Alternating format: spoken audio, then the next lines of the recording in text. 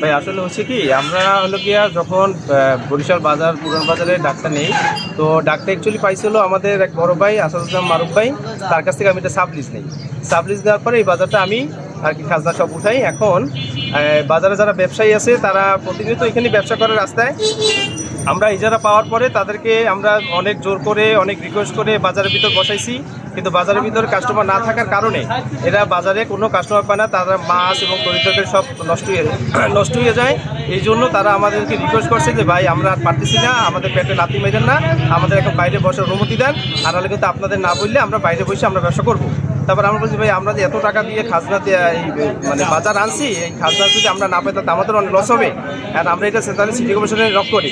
City corporation lock করার পরে city corporation আমাদেরকে বললো যে ভাই বাহির থেকে টাকা উঠানোর কোনো এখতিয়ার আপনাদের কারোরই নাই, আর ফুটপাতের ভিতর ব্যবসা করারও কোনো পারমিশন সিটি কর্পোরেশন কাউকে দিবে না।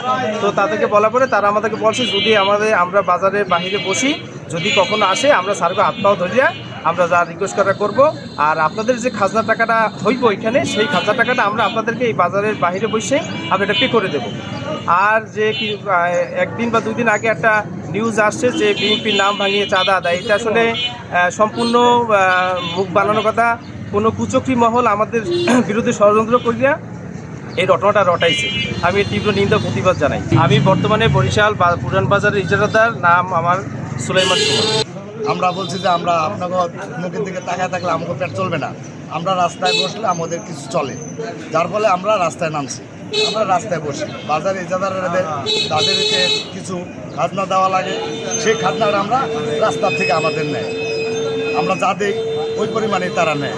আমাদের ব্যবসা ভালো না, তারও কম নেয়। আমরা বাজার ডাকাচ্ছি, বাজার ডাকানোর জন্য আমরা কিছু পয়সা না, আমরা সিটি কর্পোরেশন টাকা কোথাও দিই, সিটি কর্পোরেশন ডাক দিচ্ছে না, সেই জন্য আমরা একটা খাজনা নিই বাজার থেকে। আর এইগুলো সম্পূর্ণ ভারত কথাবার্তা, আর বাজারে কোনো কাস্টমার আসে না, এই জন্য রাস্তায়